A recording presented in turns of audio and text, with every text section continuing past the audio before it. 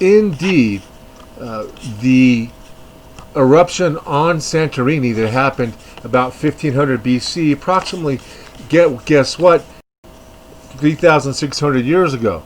The eruption strewn ash all throughout the Aegean Sea, and ash from Santorini, very specific fingerprint, is found on Crete, as far south as the coast of Africa, and as far north as Greece, and even in Italy, where it has another supervolcano. Also, evidence of a massive tsunami is found throughout the Aegean Sea, and therefore it really does look like Santorini could be your Atlantis. And the cliffs themselves, from afar, don't look very imposing, but these cliffs are very, very high. The concentric rings can easily be explained as sediment layers, and he talks about symmetry, but after an explosion and subsidence and sinking and tidal waves and subsequent explosions, of course your concentric rings no longer are going to be symmetrical, although the rings and layering and terracing are still there. So then, an underwater city would describe lava tubes that and throughout the world create fantastic caverns that can house cities and may house cities today. And the hundreds of islands that surround Santorini really do give way to Plato's description. The thing that we were missing were the pillars. You can't just make rock disappear, all of it. You have to have remnants left behind, even after a cataclysmic explosion.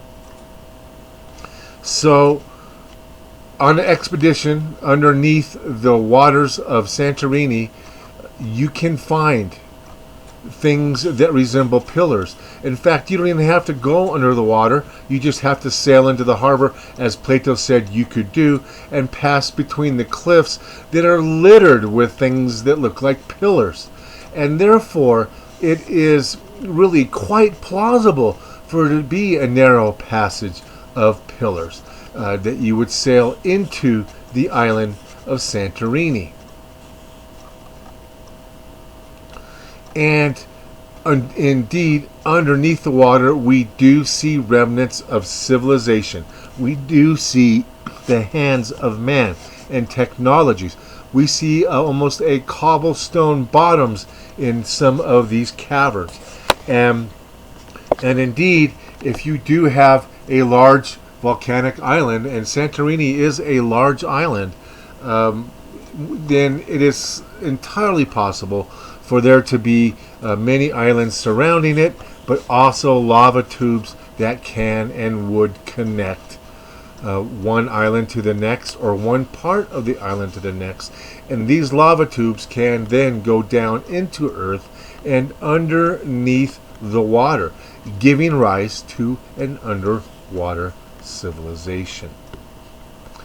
So many people have studied Plato's works, and some people have tried to discredit his work, and there's many different theories that he copied this guy, he copied that guy, but basically I just want to look at the darn description. And some people say that in his works Plato describes a Libya style continent, a continent, not an island. But in his literal translations, Plato describes an island and not a continent. And they do talk about wars, and we have to remember that people have been sailing since the Babylonians. In fact, the Babylonians are the earliest recorded, intelligent, sophisticated culture that we can unearth so far on planet Earth, and we see very intense writings and documentation of science. And we see a very compelling architecture that is hard to explain away.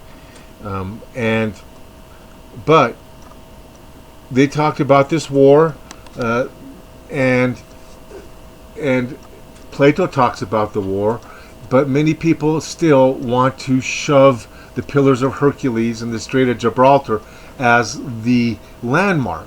And when you go out of the Strait of Gibraltar, you're going out into the Atlantic, where there isn't 100 islands.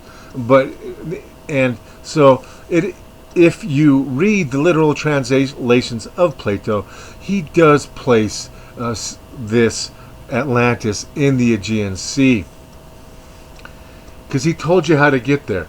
And then when he throws in the words pillars, everything gets all mixed up.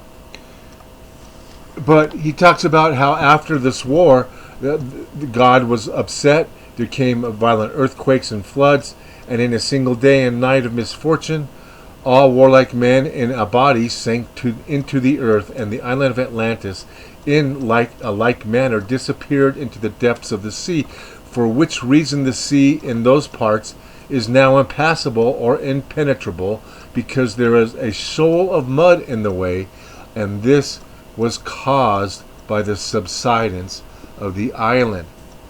Well, that kind of makes sense, that you would have a shoal of mud in the way of what used to be the harbor that led into this arena of utopia.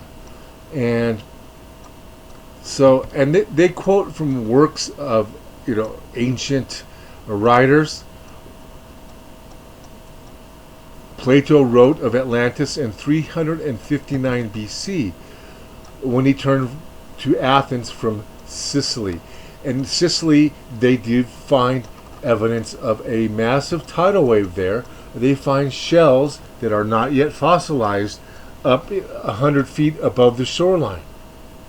They also find the ash from Santorini itself. So when you have a tidal wave and ash from Santorini sitting on the island of Sicily, there is strong and convincing geologic evidence that there was a cataclysm once upon a time, and they've dated the eruption of Santorini, the last eruption, at 1400 BC. And many people say that some of the works in Plato's writings were taken from Egyptian writings and hieroglyphs, and he even said there were hieroglyphs that confirm the story, that predate Plato, and they talk about the other things that were written regarding the culture in Egypt. For example, part of these writings state, as for the whole of this account of the Atlanteans, some say that it's unadorned history, such as Crantor's writings. The first commentator on Plato, Crantor, also says Plato's contemporaries used to criticize him jokingly for not being the inventor of this republic, but copying the institutions from the Egyptians themselves. So in fact, there is a parallel in Egyptians' writing that mimics Plato's story as well. And they're saying that the Athenians are descendants, and Athens was a descendant, and people came to Athens once upon a time from Atlantis.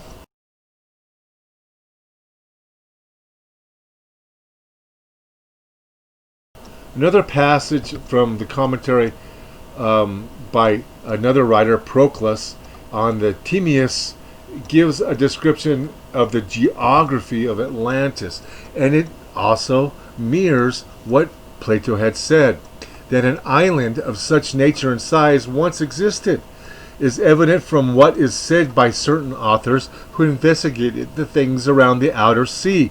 For according to them, there were 7 islands in that sea in their time sacred to Persephone, which is a deity, and also 3 others of enormous size, one of which was sacred to Hades, another to Ammon, and another one between them to Poseidon, the extent of which was 1,000 or 200 kilometers, and inhabitants of it they had preserved in the remembrance from their ancestors of the immeasurably large island of Atlantis, which had really existed there, which for many ages had reigned over all the other islands in the Atlantic Sea, though, which in itself had likewise been sacred to Poseidon. Now these things Marcellus had written in a writing called Aethiopica. Well, so everything goes great until they say Atlantic Ocean. Well, we don't see hundreds of islands. We don't see dozens of islands. The Atlantic is a rather sparse place, and even under X-ray photography, we do not see anything that would even resemble what we see in Santorini. And even the Hellenistic Jewish philosopher called Philo wrote about the destruction of Atlantis on his own works called On the Eternity of the World, in a longer passage allegedly citing Aristotle's successor, Theophrastus. And the island of Atlantis, which was greater than Africa and Asia, as Plato says in the Timaeus, is one day and night was overwhelmed beneath the sea in a consequence of extraordinary earthquake and inundation, and suddenly disappeared, becoming sea, not indeed navigable, but full of gulfs and eddies.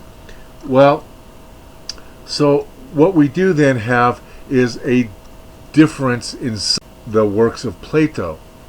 So all we need to do then is go to Santorini, because we know it blew up. We know it was a volcanic island. There's huge evidence of subsidence and the cataclysms there. We see shells that are 50 to 100 feet above waterline.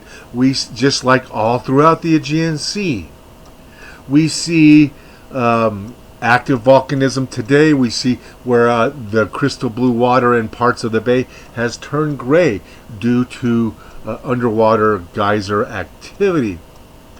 So all we would then need to do is really try to find what could resemble remnants of an underwater city.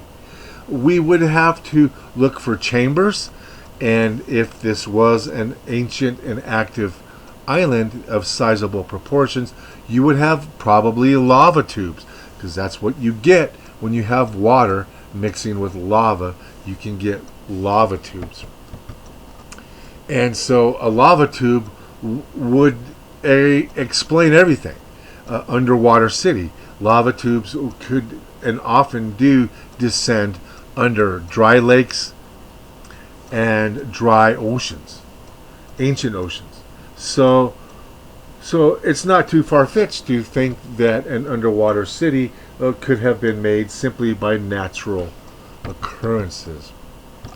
So on an expedition to Santorini itself, there are many things that you find underneath the water that show that there was a civilization that once existed where water didn't. And there's cobblestone rocks in some areas, but yet gives way to a bedrock of volcanic related stuff that is exactly looks like lava and basalt.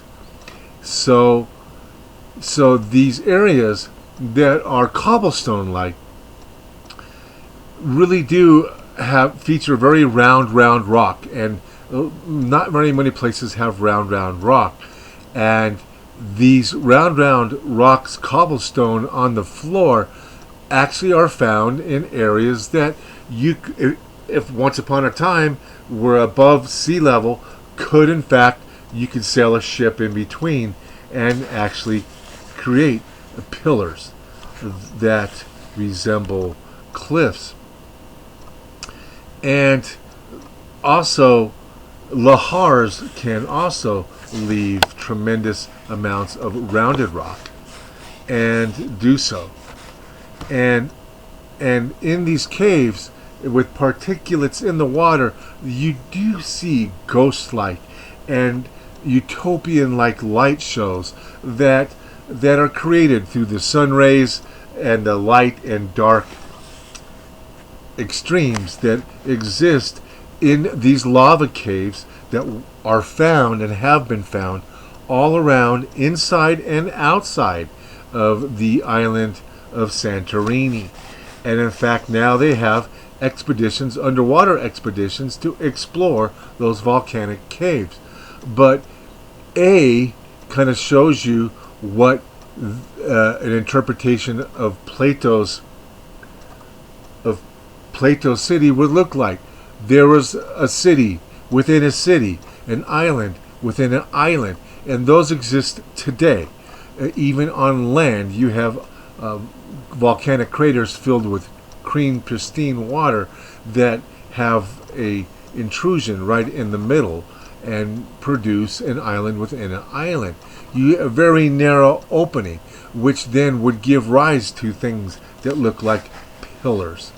And indeed, we could see that blowing its top would symmetrically affect the entire Aegean, not just north, south, or east or west of Santorini, but on all four sides of Santorini.